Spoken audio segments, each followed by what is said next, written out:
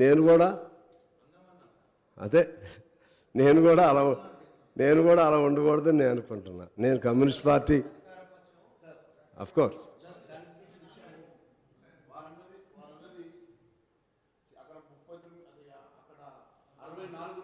ముప్పై 39 ఉన్నాం, 64 కాకుండా మిగిలిన వాళ్ళు ఇటువైపు ఉన్నారని చెప్పారు. ఎప్పుడు కూడా భారతీయ జనతా పార్టీ ఏ ఒక్కరితోటి కూడా కలిసి పనిచేసే సమస్య లేదు. మేము కన్స్ట్రక్టివ్ అపోజిషన్గా పార్టీ సిద్ధాంతాలు అనుగుణంగా పనిచేస్తాం. ఖచ్చితంగా ఈ ప్రభుత్వం తీసుకునేటువంటి మంచి సంక్షేమ కార్యక్రమాలకు మద్దతు ఇస్తాం.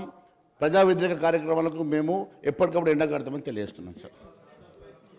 సిద్ధాంతాలు వేరైనా కలిసి ఉండటం మంచిది. అందరం కలిసి నిర్మాణపరంగా చర్చించుకోవడం మంచిది. అలాగే ముఖ్యంగా ఇదే పద్ధతి కొనసాగాలంటే అసెంబ్లీని కూడా ఎక్కువ రోజులు నడిపే విధంగా అధికార పక్షం శ్రద్ధ పెట్టాలి, ప్రతిపక్షం సహకరించాలి. మీకు గత అసెంబ్లీది అంటే జరిగిపోయినటువంటి 5 ఏళ్ల లెక్కలు చెప్తే 2019లో కేవలం 19 రోజులు మాత్రమే అసెంబ్లీ నడిచింది. 2020లో కేవలం 17 రోజులు మాత్రమే అసెంబ్లీ నడిచింది. 2021లో 16 రోజులు, 22లో 10 రోజులు, 23లో 11 రోజులు మాత్రమే అసెంబ్లీ నడవటం జరిగింది.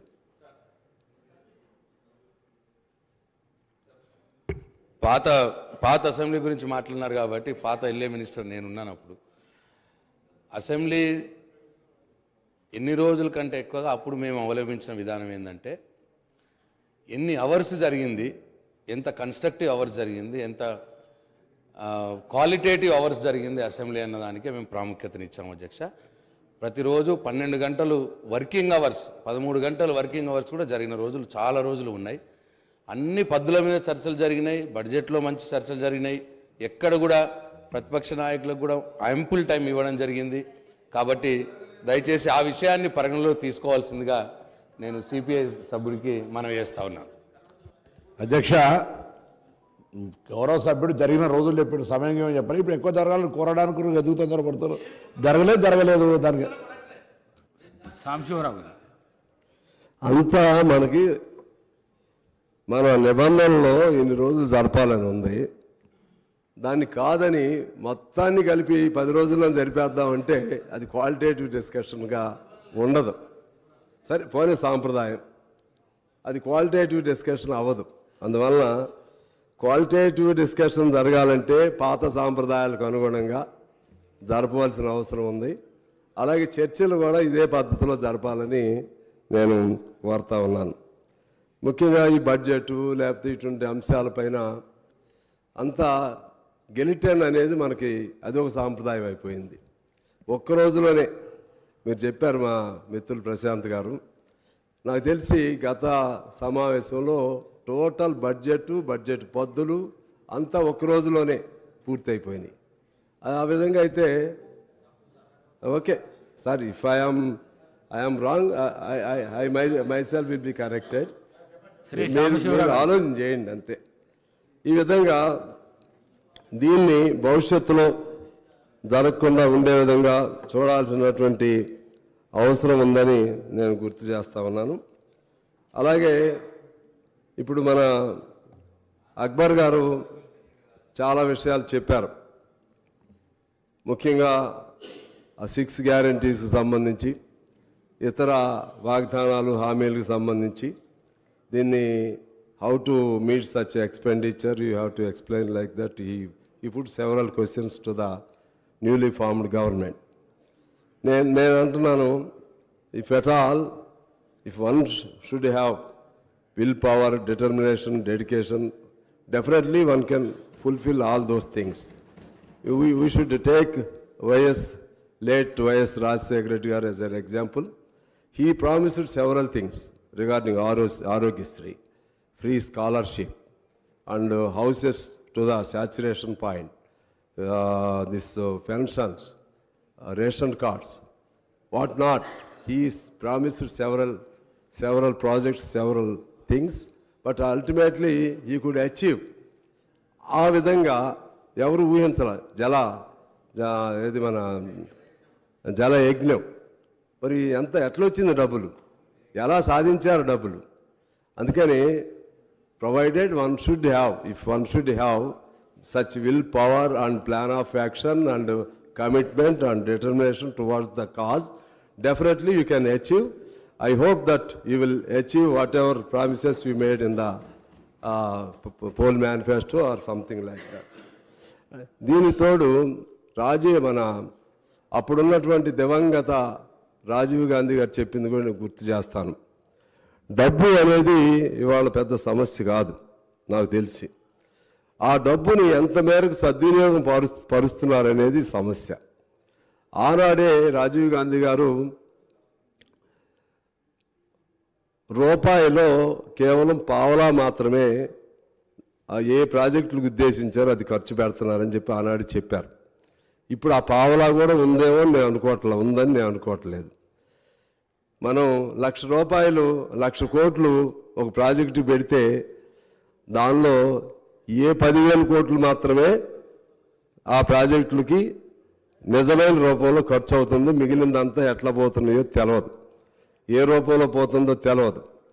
దాన్ని మీరు కంట్రోల్ చేయగలిగితే కొత్త ప్రభుత్వంగా డబ్బు అనేది పెద్ద సమస్య కాదనేది నా భావన.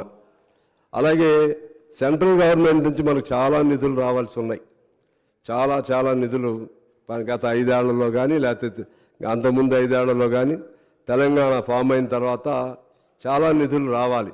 ఫైనాన్స్ కమిషన్ సూచించినవి కానీ లేకపోతే ఫైనాన్స్ మేనేజ్మెంట్ని ఎఫెక్టివ్గా నడిపినందుకు ఇవ్వాల్సినటువంటి గవర్నమెంట్కి ఇవ్వాల్సినటువంటి నిధులు కానీ అవన్నీ కూడా రాలేదు. అవన్నీ కూడా మనం తీసుకుంటే ఒక 60-70 వేల కోట్లు సెంట్రల్ గవర్నమెంట్ నుంచి డ్యూ ఉంది. ఆ వైపు కూడా కాన్సన్ట్రేట్ చేస్తే ఆ ఫండ్స్ కూడా మనకి వస్తాయి. అలా మనం అన్ని రకాలుగా ప్లాన్ చేసుకుని సెంట్రల్ గవర్నమెంట్ ప్లాన్ కూడా తీసుకుంటే ఖచ్చితంగా వస్తుందని ఆ పథకాలు అమలు చేయొచ్చని నేను భావిస్తూ ఉన్నాను. తర్వాత ముఖ్యంగా there is a saying that well begun is half done. I think he started on positive foot, our chief minister and government.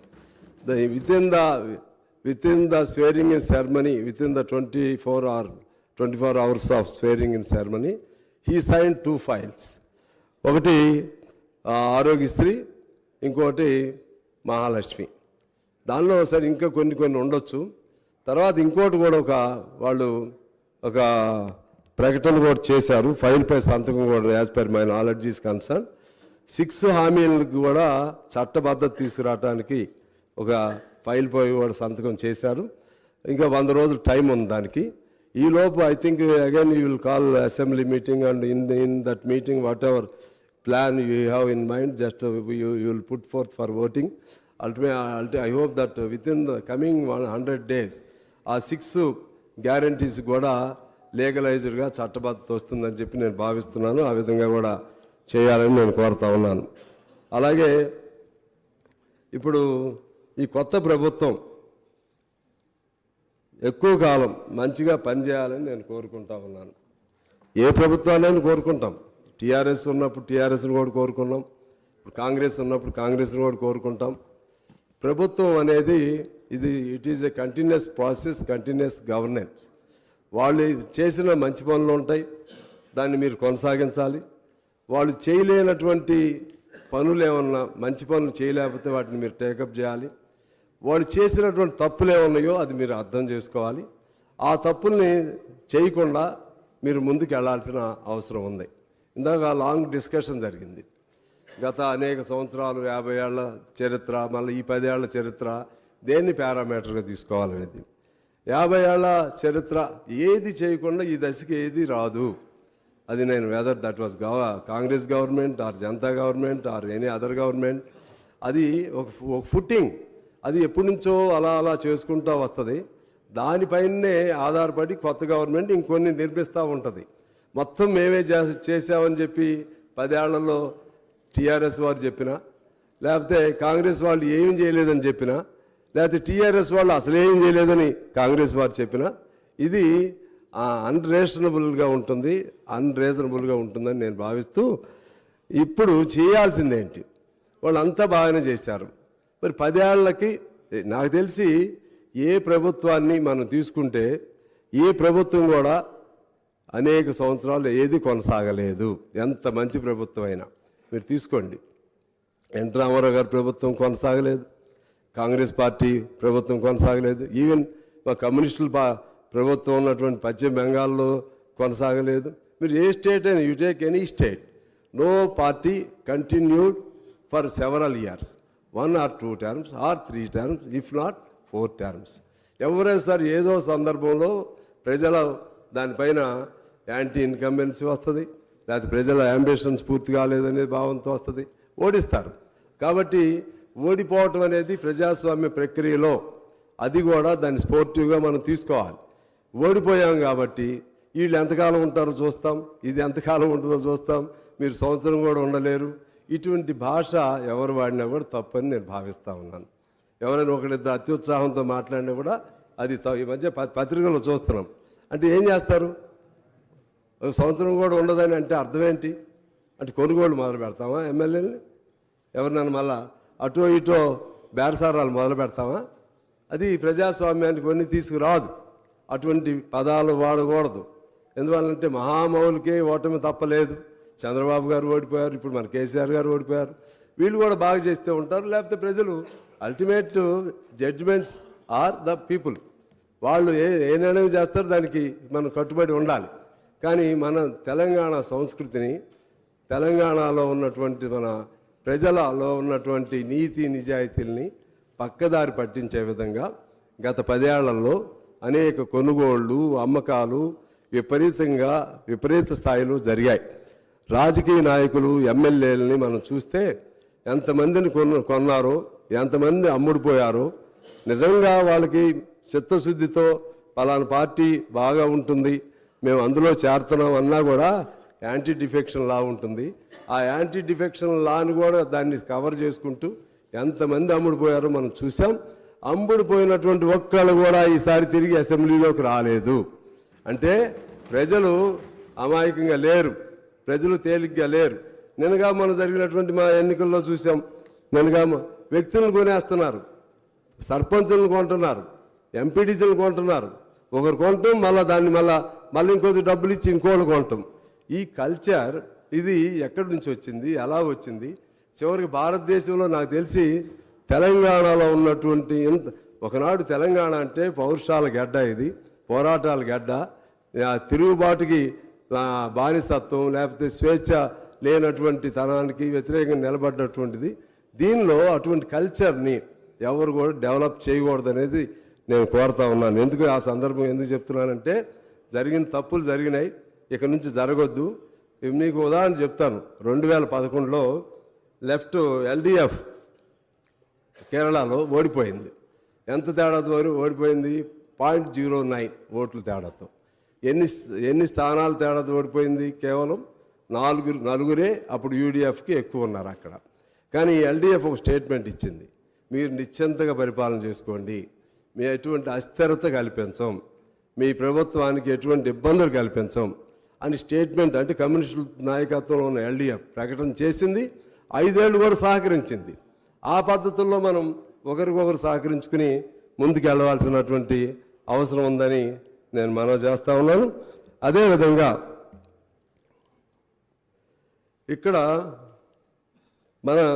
ఇక్కడ జరిగినటువంటి ముఖ్యంగా ఈ కొత్త ప్రభుత్వం కొన్ని పాత వాటి నుంచి అనుభవాలు తీసుకోవాలి.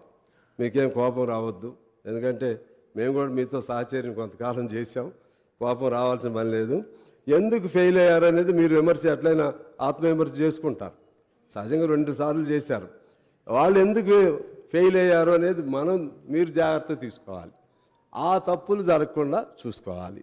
ఆ తప్పులుగా చూడాలంటే నేను కొన్ని పాయింట్స్ రాశాను. ఒకటి, మొదటి తప్పు ఎమ్మెల్యేలను కొనుగోలు చేయటం. కొనుగోలు చేయండి, లేకపోతే ఏ పేరుతో అయినా కానీ మీరు మళ్ళీ ఇప్పుడు నా సమాధానం చెప్పకండి, మళ్ళీ మాట్లాడుదురు.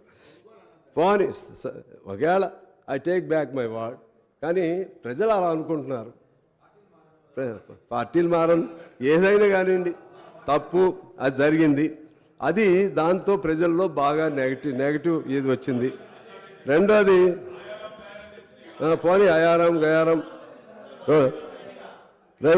రెండోది స్వేచ్ఛ. ప్రజాస్వామ్యం అంటే స్వేచ్ఛ, అదేవిధంగా సమానత్వం, లేకపోతే వాక్ స్వాతంత్రం, భావ స్వాతంత్ర్యం, ఇవన్నిటితో కూడినటువంటిది ప్రజాస్వామ్యం. మనం ఉద్యమ పార్టీగా మీరు అధికారంలోకి వచ్చారు. టిఆర్ఎస్ వారు ఉద్యమ పార్టీగా అధికారంలోకి వచ్చారు. ఆనాడు తెలంగాణ ఉద్యమాన్ని ముందుకు తీసుకెళ్లడంలో కేసీఆర్ గారి రోల్ అద్భుతమైనటువంటి రోల్. మేము వీ సపోర్టెడ్ దట్ మూమెంట్. నేను కూడా అప్పుడు ఎమ్మెల్యేగా ఉండి కేసీఆర్ గారిని ఖమ్మంలో తీసుకొచ్చినప్పుడు I was the lone MLA who went there and who consoled him and who tried to bring him from the hospital to the street. ఆ విధంగా నేను ప్రయత్నం చేశాను. ఆయన జైల్లో పెడితే నేను వెళ్ళాను. నేను 500 కిలోమీటర్లు పాదయాత్ర చేశాం. అప్పుడు తెలంగాణ ఖమ్మంలో లేదు. 7 రోజులు ఇండెఫినెట్ హంగర్ స్ట్రైక్ చేశా. 7 రోజులు ఇండెఫినెట్ హంగర్ ఎవరిని పెట్టారు? ఫస్ట్ ఖమ్మం జైల్లో తీసుకొచ్చి, నాకు తెలుసండి, నాకు తెలుసు ప్రభాకర్ గారు, ఫస్ట్ అక్కడికి తీసుకొచ్చారు. అక్కడి నుంచి తీసుకొచ్చి హాస్పిటల్కి తీసుకొచ్చారు. జైల్లో ఒక రోజు ఉంచారు, అక్కడి నుంచి మరుసటి రోజు హాస్పిటల్కి తీసుకొచ్చారు. నాకు తెలుసు. అవును, ఫస్ట్ మేము వెళ్ళామండి, పువ్వాడ గారు నేను ఇద్దరం వెళ్ళాము. తీసుకొచ్చి అక్కడి నుంచి తీసుకొచ్చారులేండి, తెలుసు అప్పటికి. సరే, ఓకే. అయితే అటువంటి ఆయన పాత్రని మేము ఎప్పుడు కూడా, కాకపోతే ఎవరు చేయలేని పద్ధతుల్లో ఆయన ఉద్యమాన్ని జాగ్రత్తగా నడిపారు. ఆ తర్వాత జరిగిన ఈ 10 ఏళ్ల కాలంలో ఎవరెవరు ఎన్నిసార్లు జైలుకి వెళ్ళారు, ఎవరెవరు ఎన్నిసార్లు హౌస్ అరెస్టులు అయ్యారు, ఇది ఒకసారి మనం తీసుకోవాలి, గమనంలో తీసుకోవాలి.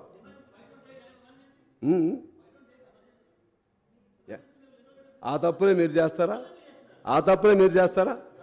ఎమర్జెన్సీ నేను మీకు చెప్తున్నా,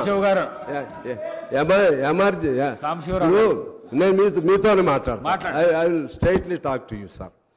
ఎమర్జెన్సీలో తప్పులు చేస్తే ఆ తప్పులు మనం చేయాలా? అప్పుడు ఏం తప్పులు చేస్తారో ఆ తప్పులు మనం చేస్తామా? ఇప్పుడు కాంగ్రెస్ పార్టీ కొన్ని తప్పులు చేసింది, అందుకనే కదా వారు కూడా అందులో నుంచి కూడా తిరగబడి ఆ తప్పులు సరిదిద్దుకోవడానికే సోనియా గాంధీ గారు తెలంగాణ ఇవ్వడానికి సంసిద్ధురాలయ్యారు. ఆ తప్పులంటే ఉమ్మడి రాష్ట్రంలో జరిగినటువంటి కొన్ని తప్పులు ఉన్నాయి, కొన్ని మంచి పనులు కూడా ఉన్నాయి. మనం అవి చేయొద్దు కదా. ఇప్పుడు కూడా నేనేం చెప్తున్నానంటే, అవి వీళ్ళని చేయొద్దని చెప్పడానికి సూచనగా సలహాలుగా నేను చెప్తున్నాను. ఎందువల్లంటే సార్, మీరు అంగీకరించకపోతే నేనేం చేయలేను. నేను వ్యక్తిగతంగా ఏం మాట్లాడట్లేదు. కోదండరామ్ గారిని ఎన్నిసార్లు హౌస్ అరెస్ట్ చేశారు చెప్పండి? ఇదే రేవంత్ రెడ్డి గారిని ఎన్నిసార్లు హౌస్ అరెస్ట్ చేశారు చెప్పండి? మేము మీకు సపోర్ట్ ఉన్నప్పటికి కూడా ఎవరైనా మంత్రి వస్తుంటే, ఏదైనా ప్రాంతానికి ఎవరైనా వస్తుంటే మమ్మల్ని అందరిని కూడా ఎన్నిసార్లు అరెస్ట్ చేశారు? మేము సపోర్ట్ ఉన్నప్పుడు కూడా మేము మంచి ఉద్దేశంగా కూడా చెప్పాం, ఇది మంచి పద్ధతి కాదని కూడా చెప్పాం. ఇలా చేసుకుంటా పోతే ప్రజల్లో నువ్వు బంగారం పెట్టు, బంగారంతో కూడినటువంటి లేకపోతే పంచభక్ష పరిమాణాలను పెట్టు, హంస తూలికా తల్పాలను ఏర్పాటు చేయి, నువ్వు ఎంతైనా చేయి, స్వేచ్ఛ లేనటువంటి మానవ జీవితాన్ని ఎవడు అంగీకరించడు. తెలంగాణలో అసలే అంగీకరించడు. తెలంగాణ అస్తిత్వం, ఆవిర్భావం మొత్తం కూడా అటువంటి తిరుగుబాటులో నుంచే వచ్చిందని నేను మీకు మనవి చేస్తున్నాను. ఆనాడు 48లో 45 నుంచి 52 వరకు జరిగినటువంటి ఆనాటి ఉద్యమం కూడా ఆ విధంగా తిరుగుబాటు ద్వారానే వచ్చింది. అయినా కూడా పాతయన్నీ మర్చిపోయి మరలా మనం ఇది శాశ్వతం అనుకుని, ఈ అధికారం శాశ్వతం అనుకుని ఎవరు కూడా చేయటం తప్పు అనేది ఆ జాగ్రత్త తీసుకోమని నేను మీకు మనవి చేస్తూ ఉన్నాను. ఎందుకంటే రేవంత్ గారు లోపల ఉన్నాడు, మీరు మన ప్రభాకర్ గారు మీరు అందరూ లోపల ఉన్నారు, మేమందరం కూడా లోపల ఉన్నాం. ఇలా ఉండే పరిస్థితి రాకుండా స్వేచ్ఛా వాయువులతో కూడినటువంటి స్వచ్ఛమైనటువంటి సమానత్వంతో కూడినటువంటి స్వేచ్ఛ తెలంగాణ మనకు కావాలి. ఆ విధంగా ఉంటే మీరు మీ హామీలు కొన్ని ఫెయిల్ అయినా సరే వాళ్ళకి వెంటిలేట్ చేయాలి. వాళ్ళు మాట్లాడి ఇది మీకు చెప్పాం చేస్తా ఉన్నాం చేయలేకపోయాం ఇది చేయలేకపోయాం ఇది ఈ ఇబ్బందులు ఉన్నాయి మరలా చేస్తాం మాట్లాడాలి కదా. ప్రజలతో మాట్లాడకుండా మనం స్వీయ నిర్బంధం పెట్టుకుని మనం ఎక్కడో కూర్చుని ప్రజలు ఒక చోట ఇవాళ ఎందుకు మార్పు వచ్చింది? ఇప్పుడు మీరేమి ఇవ్వలేదు, ఇంకా ఏమి ఇవ్వకపోయినా సరే 2-3 రోజుల్లోనే ప్రజల్లో ఒక ఆనందమైనటువంటి భావనలు వచ్చేసినాయి. ఏదో మేము పంజరం నుంచి బయటకు వచ్చినట్టుగా భావనలు వచ్చినాయి. ఇది ఎంతకాలం ఉంటుంది? ఉండాలని కోరుకుంటున్నాం. ఎందుకంటే ప్రభుత్వాలకు ఉన్న సహజమైన స్వభావం ఏంటంటే రాజ్య స్వభావం అంటారు దాన్ని. ఆ రాజ్య స్వభావం ఏంటంటే అల్టిమేట్గా పోలీసుల మీద ఆధారపడతారు, పోలీసుల మీద నిర్బంధాల మీద ఆధారపడతారు, జైళ్ళ మీద ఆధారపడతారు, ప్రశ్నించేవాడిని లోపలేస్తారు, ఇంకా ఎక్కువ ప్రశ్నిస్తూ ఒప్పాలని చట్టాలు పెడతారు. చట్టాలు పెట్టకూడదని తెలిసి కూడా మనమే ఉద్యమాల్లో చేస్తాం, మనమే ఆందోళన చేస్తాం. ప్రతిపక్షంలో ఉన్నప్పుడు అధికార పక్షంలోకి వచ్చినప్పుడు అవన్నీ మర్చిపోతూ ఉంటాం. దయచేసి అటువంటి వాటి జోలికి వెళ్ళొద్దని చెప్పడానికే నేను మీకు ఇవన్నీ కూడా చెప్తానే ఉన్నాను. అదేవిధంగా ధర్నాలు లేవు ఆ రోజుల్లో, అసెంబ్లీలో మాట్లాడే అవకాశం లేదు, ఆందోళనలు లేవు, సమ్మెలు చేస్తే ఉద్యోగాల నుంచి తీసివేశారు. ఒక్కో సమ్మె తీసుకోండి, చిన్న వాళ్ళు, ఎస్సీలు, ఎస్టీలు, పంచాయతీల్లో పనిచేసేవాళ్ళు, మున్సిపాలిటీలో పనిచేసేవాళ్ళు, వాళ్ళని సమ్మె చేశారని చెప్పి మీరు సమ్మె చేస్తారా? సమ్మె అనేది బ్రిటిష్ వాడే మనకి ఇచ్చినటువంటి చట్టం. బ్రిటిష్ వాడి కాలంలోనే సమ్మెలు చేసేసాం, వాళ్ళని తీసేశారు. అది కరెక్ట్ కాదు అని చెప్తున్నాం. మేము అప్పుడు చెప్పాం, ఇప్పుడు చెప్పాం, రేపైనా చెప్తాం, మీకైనా చెప్తాం, ఎవరికైనా చెప్తాం. మా బాధ్యత అది, మా బాధ్యత. ఇవాళ మీ సపోర్ట్తో నేను గెలిచినా, కాంగ్రెస్ పొత్తులో గెలిచినా సరే ఇటువంటి ఇబ్బందులు వచ్చినప్పుడు ఖచ్చితంగా చెప్తాం. చెప్పడం మీకు మంచిది, ఎవరికైనా మంచిది. అందువలన మీరు కూడా తప్పుగా తీసుకోవద్దని నేను కోరుతా ఉన్నాను. జరిగినాయా లేదో ఒకసారి మీరే చూసుకోండి. గోపాలాంటి చట్టాలు కేంద్రం ఇక్కడ ఎందుకు పెట్టాలి? మనం ఎన్ని ఆర్గనైజేషన్స్ మీద బ్యాన్ పెట్టారు చెప్పండి? పౌర హక్కుల పైన బ్యాన్ పెడతారు, అది కేంద్ర ప్రభుత్వం చట్టం. కానీ అమలు చేయాల్సింది మనం. దాన్ని అమలు చేయొద్దు అనుకుంటే చేయకూడదు. నాకు చట్టం తెలుసు, నాకు I know the law. Even central government decided to put any case against any person. It is the discrimination of the state government to follow it or not. ఇది మీ పరిధిలో ఉంది. మీరు ఎన్నిటిని బ్యాన్ చేస్తారండి? 26 ఆర్గనైజేషన్స్ బ్యాన్ చేశారు. దాన్ని మాట్లాడొద్దా? ఏం చేయొద్దా? తీసేయాలి. ఓపా చట్టం ఫైట్ చేయాలి వాళ్ళు కూడా. నేను అంటున్నా ఓపా మీద నేను వాళ్ళకే చెప్తున్నా. మీరేనండి ఎటు చూడాలో నేను చూస్తాను, ఆగండి. నేను అనేది ఏంటంటే మీ అల్టిమేట్ మీ వైపే చూస్తాను. వీళ్ళు డైవర్ట్ చేస్తున్నారు. నేను అనేది ఏంటంటే అటు కేంద్రంలో డ్రకానియన్ లాస్ ఏదైనా ఉన్నా సరే అమలు చేయకపోవటం అనేది మన ప్రెరోగేటివ్, అది మన పరిధిలో ఉండాలి. అది జాగ్రత్తగా ఉండమని చెప్పి నేను మీ అందరికీ కూడా మనవి చేస్తూ ఉన్నాను. అదే పద్ధతుల్లో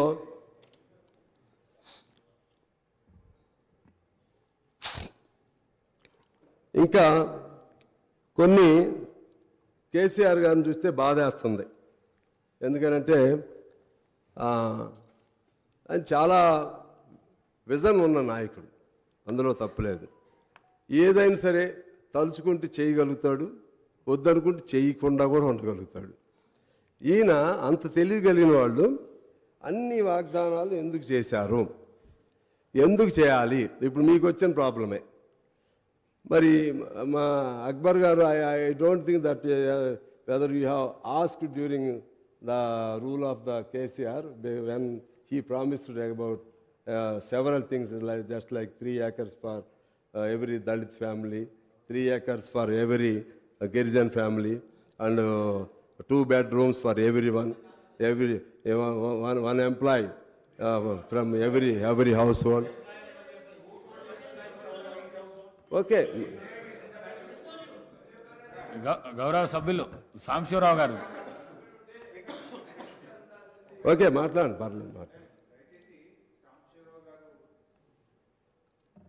కాంగ్రెస్ పార్టీకి మిత్రపక్షం అయితే సంతోషం, కాంగ్రెస్ పార్టీకి అనుకూలంగా మీరు మాట్లాడండి, మేము కాదనము. ఎందుకంటే మీరు కలిసే పోటీ చేసినట్టు తప్పులేదు. కానీ ప్రతి ఇంటికి ఉద్యోగం ఇస్తామని ఎక్కడన్నా చెప్పినాము? మా మేనిఫెస్టోలో ఉందా? నేను ఐ ఛాలెంజ్ ఎవరన్నా ఎక్కడన్నా మేము ప్రతి ఇంటికి ఉద్యోగం ఇస్తామని స్పీచ్లో కానీ మేనిఫెస్టోలో కానీ మేము ఎక్కడన్నా చెప్పుంటే చూపియండి. నేను I'm ready for the challenge.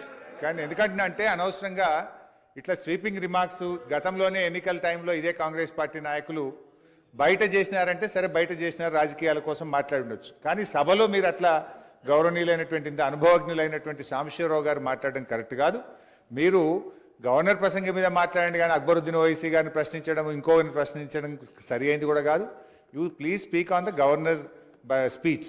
అంతే తప్ప మీరు ఇంకొకరిని ప్రశ్నించడము, స్వీపింగ్ రిమార్క్స్ చేయడము, మేము చెప్పని దాన్ని చెప్పినట్టుగా మాట్లాడడం అనేటువంటిది మీ వయసుకు మీ అనుభవానికి తగింది కాదు.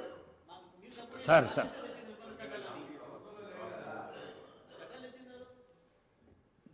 My learned friend had just asked me a question whether I have raised the issue about the land to be given.